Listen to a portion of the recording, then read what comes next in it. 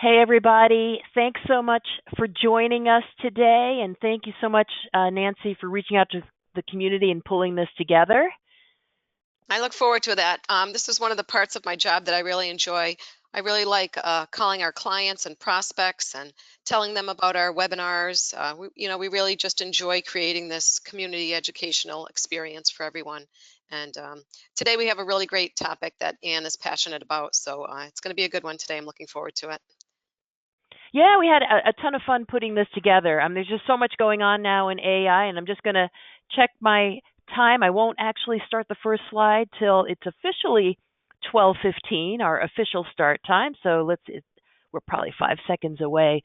But so much is going on right now in AI, and we really feel strongly like you got to move forward with it, keep pace, or you're going to fall behind. So that's kind of our theme here. I hope everybody can see the slides. I'm just going to minimize my video here. Yeah, so it's AI for Main Street. Now is not the time to sit on the sidelines.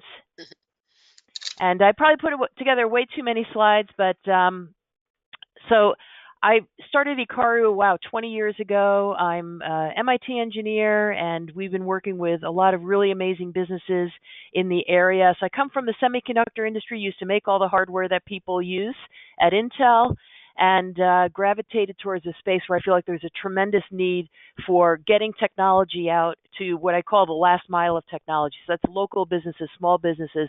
Everything that's going on is not just to benefit big tech, it's to benefit all of us. And I hope you got a chance to check out my book, Cybersecurity for Main Street, CyberFit in 21 Days, where I try to really make things very actionable in terms of AI. And I'm very active on LinkedIn, so I'd love to hear from folks and what you're doing online. For folks who are on our workshop in the spring, I did go through a little bit of the history of AI. I find this to be really interesting because just even from back to Greek mythological times, we have always had this fascination with artificial intelligence, like what makes us human. And so the Greek myth of Pygmalion, where the sculptor builds the sculpture that comes to life, and that's really captures our fascination with the concept of there's intelligence that's beyond human intelligence. And it's been sort of a fascination throughout our human history. Alan Turing, who started the Turing test, 1950, that's the concept of a machine's ability to exhibit intelligent behavior where you can't distinguish if you're interacting with a computer or not. The Dartmouth Conference in 1956, that's where the phrase artificial intelligence, as we know it today, was coined. And really, we're living in a very exciting time where every aspect of business, education, everything we do is going to be impacted by AI. So again, ChatGPT broke onto the scene, actually started emerging around 2 years ago, was really big about a year ago and is continuing to grow. But there are different aspects of artificial intelligence that have been around for a while. So what we're going to talk about today is mostly the generative AI, the generative pre-trained transformer. So that's basically the machine that will predict the next most probable words that can help us with writing. And that's what kind of is creating all the buzz. But there's been expert systems, machine learning, vision systems, et cetera, neural networks. These are concepts that have been around for a while. So there was a big boom of AI, and then things weren't immediately transformed, and then there was the AI winter, and now we're in a boom time again, which is pretty exciting. It's lucky for us. So what comes to mind for a lot of people, if you saw the Terminator movie, the Skynet, where the artificial intelligence gains self-awareness and then considers humans to be a threat. We're a long way. That's not happening right now, and that's science fiction for now, but there's a lot of philosophy around this. Things are moving very fast. So I just saw this in the news yesterday. So on the one hand, we're not talking about science fiction, but then sort of science fiction is seeping into our lives. This is a spherical Death Star-like robot cop that's being used in China for surveillance. So it has facial recognition, and it can get around on different terrains because it's a sphere. So on the one hand, Skynet's not happening, but there is this AI powered sphere in China right now. A couple of books that I recommend to kind of put what's happening in AI into perspective right now. This is one that I read in the past year, The Age of AI. They talk about the age of faith, the age of reason, the age of AI. We're really, truly living in a transformative time. This was written by the late Henry Kissinger, Eric Schmidt, who is the former CEO, now chairman of Google. Another one out there for your reading list that I highly recommend is Fake. So it's a play on the word. It's the idea of all the deep fakes, everything that's happening in terms of AI-generated deceptions. And we're going to get into that a lot because that's something that we're going to see over time. Like, how do we tell what's real and what's not? That's written by Perry Carpenter, who's someone I know in the industry and really has some wise things to say about just how this taps into our reptile brain. We're trained, we've evolved to believe what we see. But as we know now with deep fakes, not everything that we see is actually real. Another book around history of AI, The Singularity is Near, Ray Kurzweil. He's the inventor of the Kurzweil synthesizer. He did a lot of the early audio speech to text work. And he talks about this time of accelerating technology and a time when our computers will be able to exceed human intelligence. So it's pretty interesting. It's written 20 years ago, which is funny to think about. And some of the things he predicted, like nanobots, are way far off. And then some of the things he talked about as being very futuristic, like widespread use of GPS. Like we can't drive anywhere without Waze anymore. It seemed like further out to him. So it's just sort of funny reading a prediction of the future from the near past, but very interesting mind. And then co-intelligence, Ethan Malik, I believe he's a professor at NYU, talks about just living and working with AI in corporate. This one is a more practical, actionable book, so I recommend it because I think that if you're not incorporating AI into your business actions, your competitors will be. So now is the time to learn. I recommend this one as kind of a starting point because it's very actionable. And he talks about the term of having an AI assistant. And I'll get into this a lot more in the slides. I'm going to be mindful of time, but I got kind of excited about this, so I probably have too many slides. But talks about having an AI assistant. So if you're just writing something like, this sentence is kind of awkward, can you make this better for me? You just have your assistant work on that.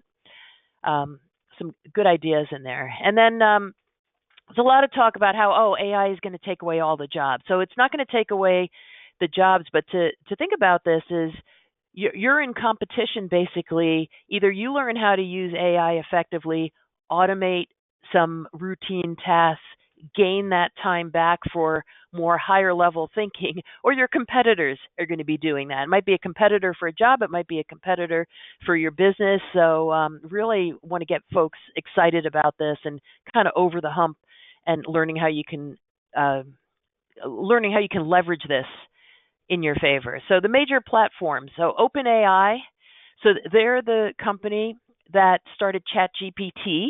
So that's the thing that everybody's talking about. They also have part of their initiative is DALL-E, which if you're working in ChatGPT, because it's all from one company, you could just say, instead of write me some text, you can say, hey, make me a picture. I'm going to show that in a little bit. And then Sora, which was just released this week to the general public, you can write a prompt and have it create a video for you, basically anything you want, which is really, really cool.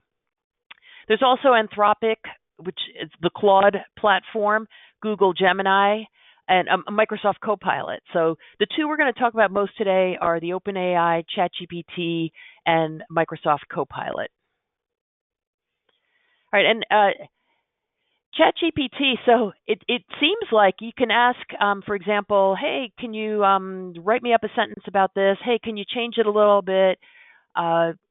It's really good. It's like when you think about the Turing test, and you can't even tell that you're not working with a computer, and the computer really has no idea what the text means. It literally predicts the next most probable word, but it's really fascinating. If you haven't played around with this, that's like the number one call to action. You just got to set up an account. You can set up a free account and start fooling around with this. You can also use the Microsoft, the free Co-Pilot. I'll get into that.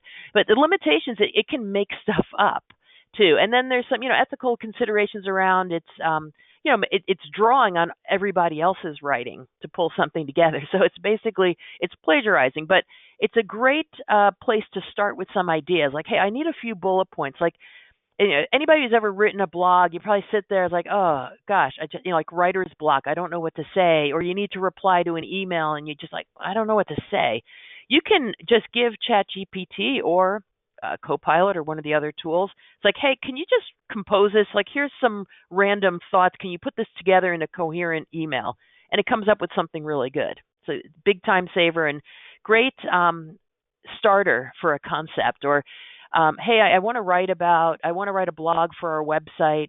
That's really big these days. People want to drive traffic. This is organic search. You want to drive more helpful information. If you think about in your business, there's hundreds of questions that your clients have asked you over the years, right? And you could probably just rattle off that content very quickly. All of those should be, getting on your blog, on your website, and driving search traffic to your business. But it takes some time, and by using some of these tools, you can accelerate that process. And then one thing, a word of caution is that the accuracy of information, because it does make mistakes.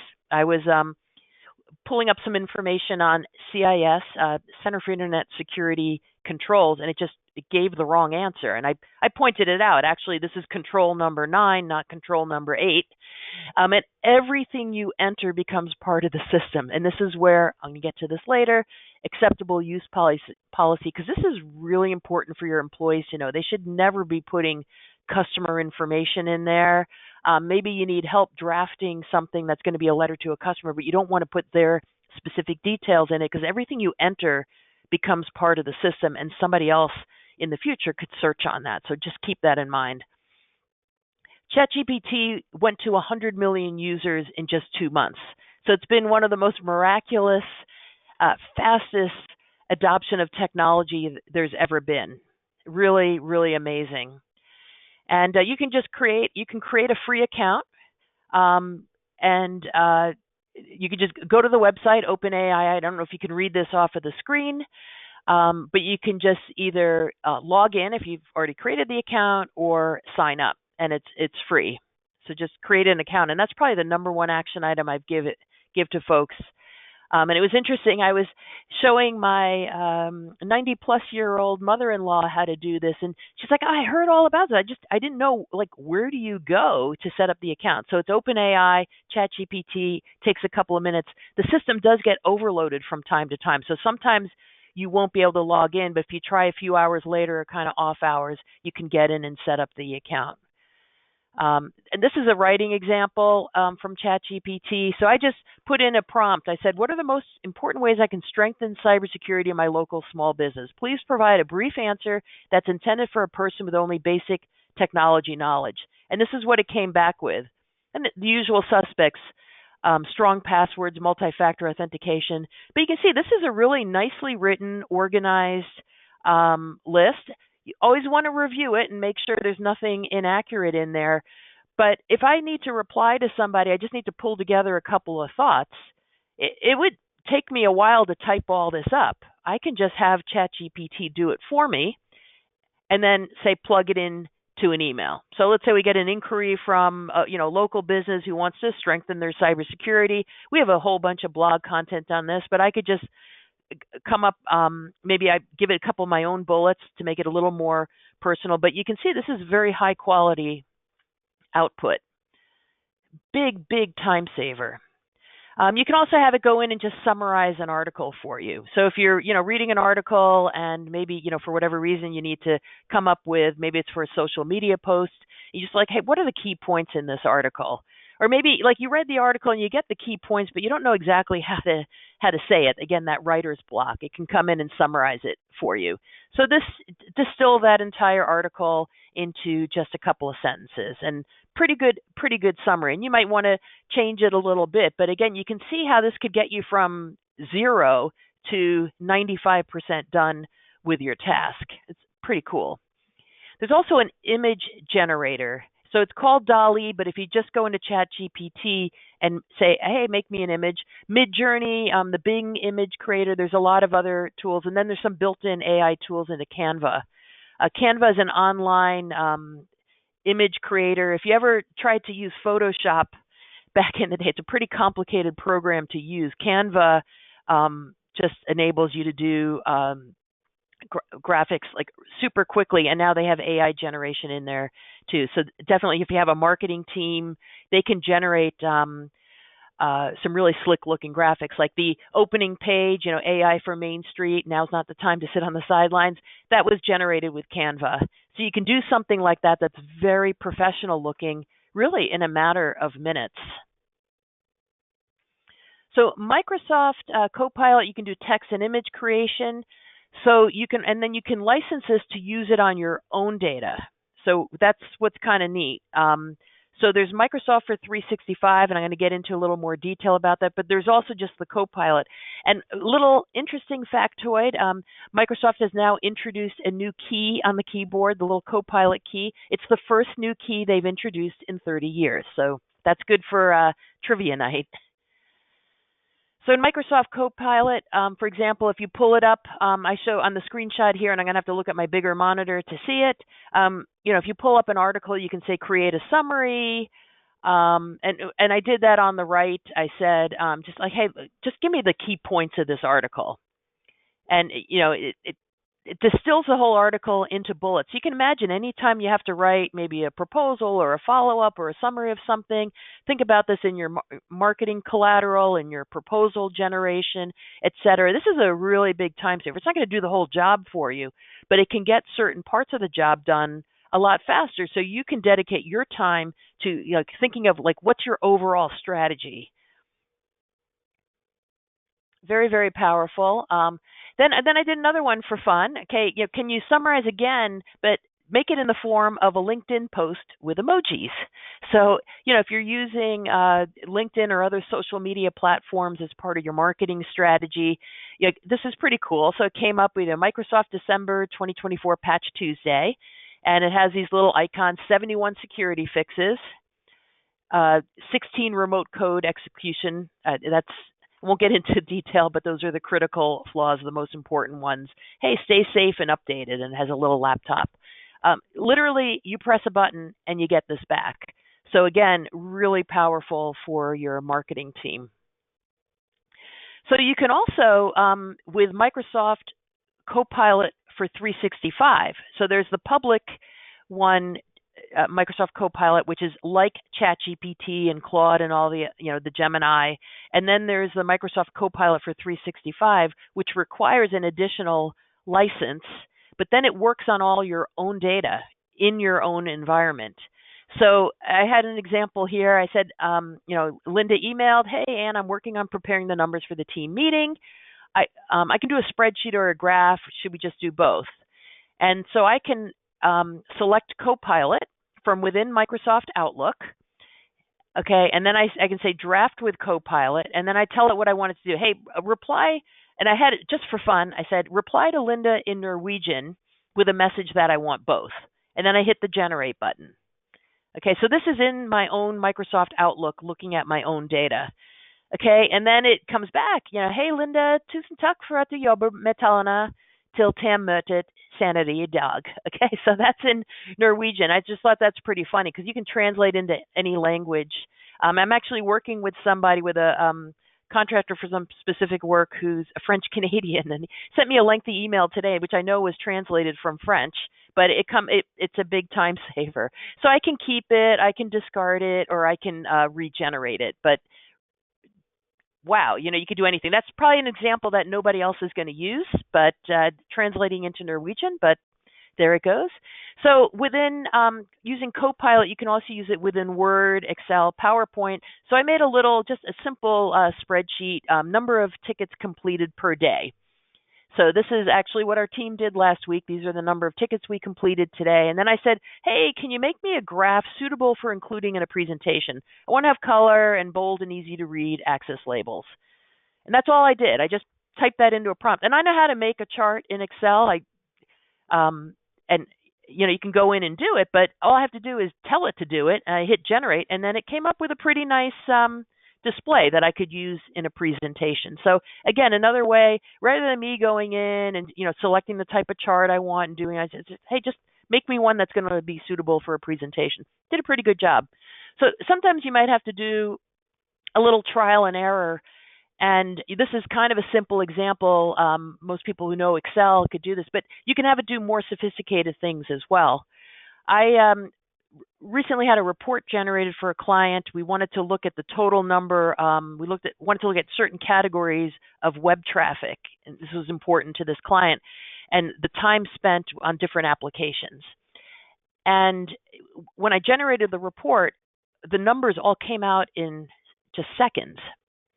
And I wanted it to be days, hours, minutes, and seconds. And I was looking around like, how do I do this in Excel? Because I know I can convert it, but if you look at the different types, it's going to be days or a date. So I just went to ChatGPT and described what I wanted. It came back with a formula. You hit the little copy button and you throw it in there. So really powerful things you can do to save. I probably could have figured it out, but why waste 20, 30 minutes trying to figure that out when you can just get the answer? So very powerful. In PowerPoint, I pulled up, again, the Microsoft 365 Co-Pilot to look at my PowerPoint slide. And I said, hey, can you make a LinkedIn post summarizing the highlights of this presentation? And this is what it came up with. Oops, I didn't mean to go to the next slide. Came up with a pretty slick thing. In this case, I wanted it to be a social media graphics. I wanted hashtags, and it came up with a really nice summary with emojis, and literally, again, you press the button. I could type this, find the star emoji, find the rocket ship emoji, etc., but this can do it really fast. You can have it summarize things, etc. So very powerful. Microsoft Teams, another great use for the Microsoft 365 Co-Pilot. Again, that's the one, it does require the extra license. But you can actually, if you're running a Teams meeting, you can have it summarize the meeting highlights, the key thoughts, the action items. So you don't have to worry about taking notes during the call. It's going to summarize the whole thing for you. A really big time saver for meetings. So Copilot, just the regular Copilot, works on all the publicly available data. Copilot for Microsoft 365 works on your data. So that's like a whole different level where it can go through, like you can ask Microsoft Copilot for 365, hey, when's my next meeting with Linda? And it will look at your calendar and figure out, okay, Linda's on this next meeting. There's also some really great resources from Microsoft. So they have the Copilot prompt gallery. There's some tutorials on here. Really lots of great ways to learn. Creating images. This one's in ChatGPT. This is one.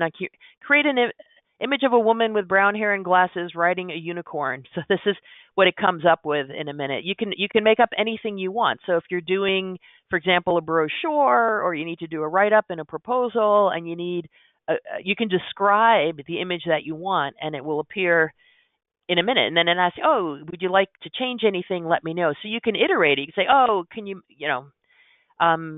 this looks like a cartoon. Can you make it look like a photograph? You can do any iteration that you want off of this, which is a lot of fun. This is one, make me an image of a small business with happy customers and great technology. And this is what it came back with. It's kind of interesting. It looks like a coffee shop, and everybody's got their technology and they look happy and cozy. You can have a lot of fun. And it was really fun watching my 90-plus-year-old mother-in-law look at this, and it's just astounded, because you type something in and there's the picture. Really, really cool. The other area is text to video. So I mentioned that Sora, which is from the OpenAI platform, that was just released to the public this week. So I spent whatever, I think it was on Monday, but I kept trying to get in, and it was just bogged down. But later in the evening, I got in. And you can turn a text into a video in minutes. Synthesia is also another platform where you could do this with the concept of what's known as avatars. So if you want to do a little video, like a training video for your website, or a description around here's how this piece of equipment works, you can actually select an avatar from Synthesia. You write the script, so you don't have to do multiple takes, because the avatar is not going to mess up explaining it or forget the script or anything like that. You type it in, the avatar will say it. You can pick from a whole bunch of avatars with different voices and different images, professional. You can also create your own avatar. So I recorded myself. It takes it will have you read a script, a long script, like kind of from a teleprompter, gives you certain guidelines about how to speak. So it trains on you. You have to give it the authorization to do it, because I'm basically saying, hey, clone me as a video. And this is how it works. I can now go into Synthesia, and now that I've trained my avatar, it's one of the many avatars. I can have me as an avatar rather than some random business person. And so I went in, I generated this yesterday. Welcome to our webinar. Hey, we're so happy that all of you could join us today for the webinar. AI will impact just about every aspect of our lives, and now is not the time to sit on the sidelines. So I hit the generate button. Okay, and I'm going to see if this will play.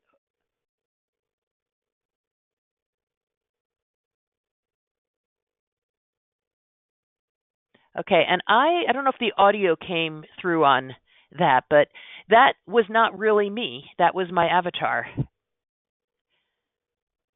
And you can actually, if you get the premium enterprise version, you can actually translate this into any language. So I don't know if you have international clients, that could be something that's neat to do, just kind of for fun. I did my little fun this week on OpenAI.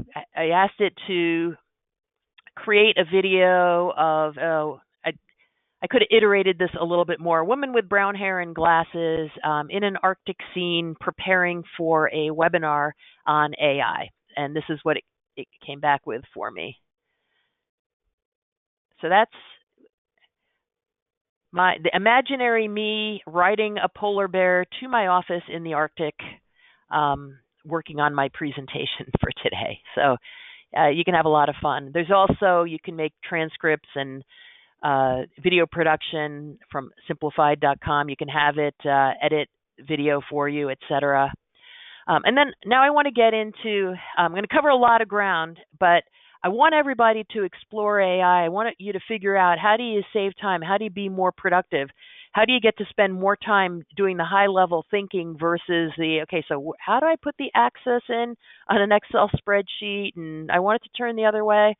You don't have to figure out how to do that mundane stuff. You can think of the big stuff. But there are some security considerations in here. One of which, in Microsoft Co-Pilot, if you do go, and we have a few clients, and we've done this internally with Co-Pilot for 365, you have to be very rock solid with your folder permissions. So if you think about this for a minute, so it is just so fast at finding stuff. If somebody got my laptop and it's encrypted, they could never get into it. But if they did and they opened it up, my files were open or I left them open, it'd be kind of hard to find stuff because I don't really have everything filed as logically as I may like, right? So it would take a little, you'd have to poke around and look for stuff. With the Co-Pilot function, it's just so efficient. It's lightning fast, so we can go through everything and find it really fast. So there's cases of people pulling up confidential information, not in our community, but in reports from the outside world that I've read of people pulling up sensitive personnel information they shouldn't have had access to. They actually already had the access to it, or they wouldn't be able to get it. But it was just so security by obscurity is sort of a concept, and if you had to dig through all the files, it would be really hard to find it. But with something super lightning fast, you can get it. I was trying to keep the webinar to about 35 minutes or so, so I'm going kind of quickly, but I want to just kind of give everybody a flavor for what's available. But it is really important to think about security in terms of if you're going to have AI work on your own data, make sure you have the security permissions. That's obviously something that we would work with you on, but it matters a lot more when, because the AI won't give up if they have to look too hard. Other security considerations. There was a case earlier this year of a finance worker paid out $25 million. They had gotten a request to transfer money. They knew, okay, wait a second, I've got to authenticate this. So then the fake actor came back and said, well, let's just jump on a Zoom call. And they were able to, to get on a Zoom call with a video that looked like the right person saying, yeah, go ahead, I approve this, go ahead and do it. And they'll work hard for $25 million. But you saw my own avatar of me. Somebody else could use that to have me say anything. They can't get it because it's in my account, but etc. AI and cybersecurity are absolutely huge. The concept of on the defend side and the offense side, giant. So a lot of the security tools that we put in place for clients, like for example, Huntress, it is looking for certain behaviors. And there is so much information that comes through a computer, like all the stuff that keeps it running, right? The logs of a computer, just multiple things. Every second, something is generated. It can sort through all that information to find the pertinent stuff and come up with, okay, we spotted a strange behavior that could be an indication of compromise. So that's on the defense side, extremely important. A lot of the things we roll out, Huntress, Sentinel-1, extremely important for ransomware rollback, Graphis email security for potential spoofing from executives, et cetera. But in this cat and mouse game of cybersecurity, it's also really powerful for on the offense.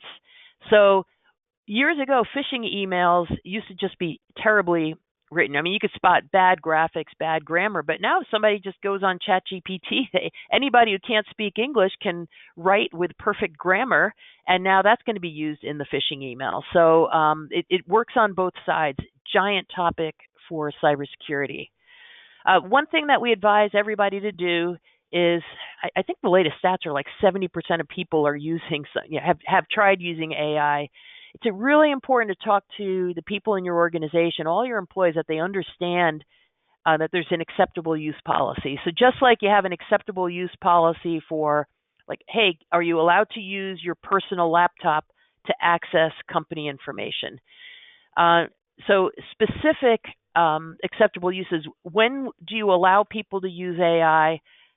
How do you educate everybody on not, for example, if you work in a law firm, right, and they take a legal case and put it into ChatGPT, they're going to come back with a summary, but they've just submitted potentially confidential information that goes into the pool of information that then becomes available to everybody.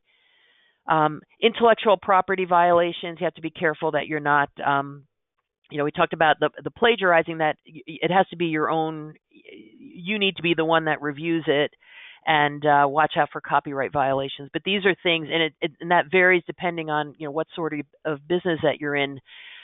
But this is not a place where you just let your employees run wild, because you could wind up in legal trouble if that happens. There was lawyers who decided, we're going to be like super efficient, so they wrote up briefs and not really understanding that the AIs will make up information if they don't have it, the AI hallucination. So they brought false information before a judge, and they were sanctioned for that. So, and that could get them disbarred. So you want to make sure the information's accurate. There are just a rising number. We're going to see this more and more as the concept of deep fakes, and you've seen a lot of lawsuits with Disney. How do you use actors' voices?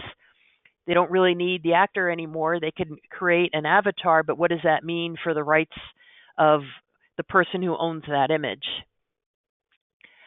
Now they have different tools that can check if a big chunk of text was copy and pasted into something for education. That people need to learn the concepts of writing and how to put ideas together.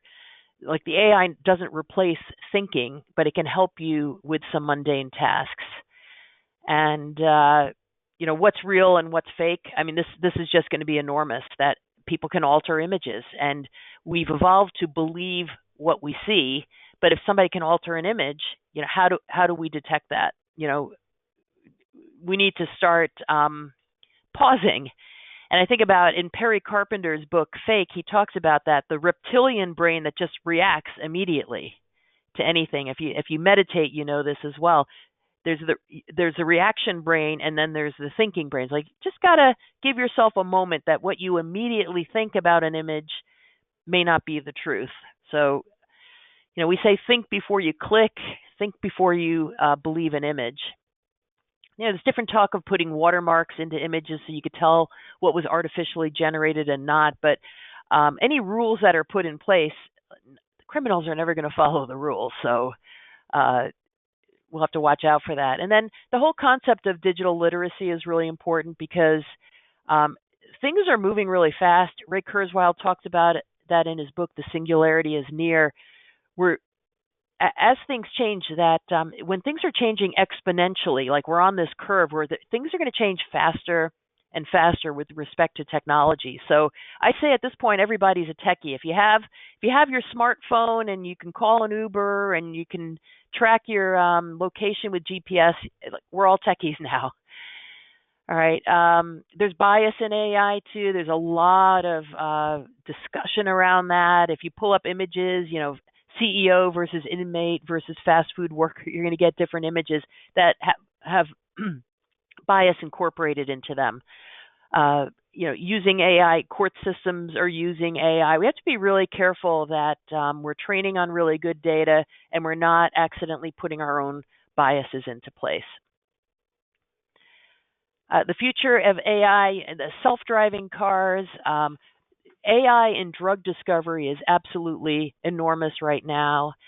And a professor out at University of Washington just won the Nobel Prize for the modeling of protein folding. So there are so many advances in science and medicine right now that are powered by AI. Folks can use predictive modeling to figure out which molecule combinations are going to have the best potential success for developing new medicines. So very, very exciting. And we're going to we promise to wrap up with enough time so folks can get to their 1 o'clock meeting. So I just have a couple more slides. I do want to mention that within our training platform that just about all of our partners have, we now have some Microsoft training. There's a new AI training module that might be a great place. It's not very long. It might be a great place for your employees just to click through there in addition to the weekly, 3-minute cybersecurity training that's in there. I want to make sure folks knew about that. There's also templates. If you want to put together an artificial intelligence acceptable use policy, there's a template. You're going to have to read through it and figure out, it's just a template. It's a starting point. But you can use this to put in your documents that folks are signing off on, that they're reading your policies. And there's also a assessment that you can run. You can run an AI readiness assessment for employees.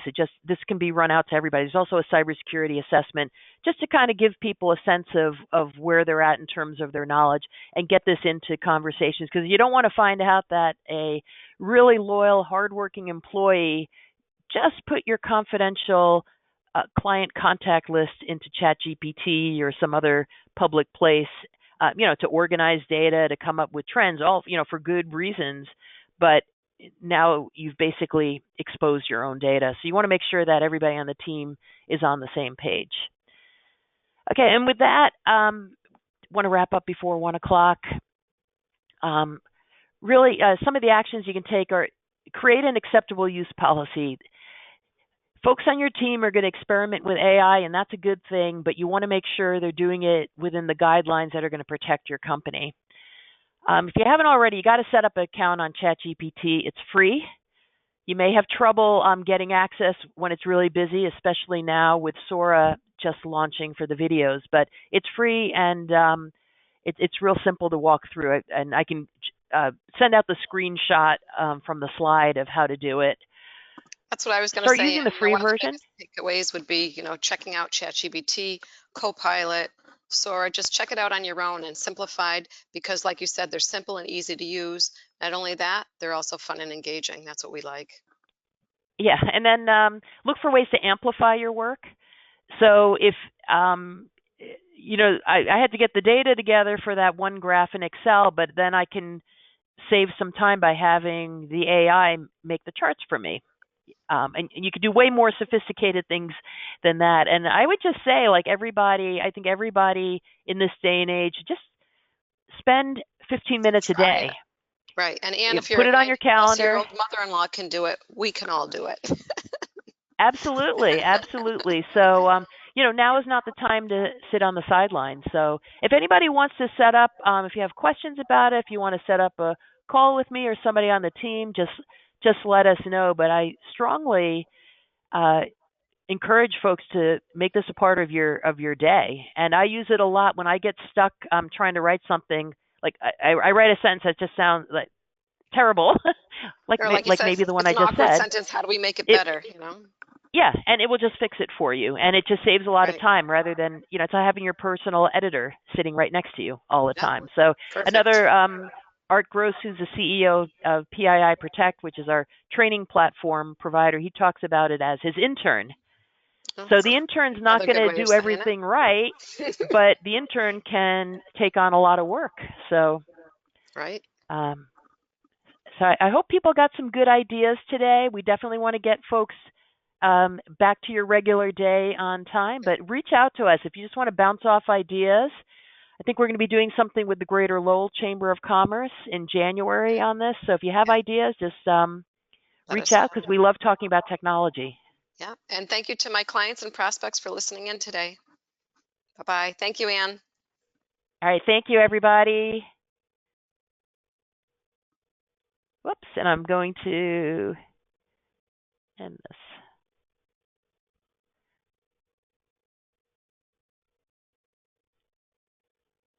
Thank you, everybody.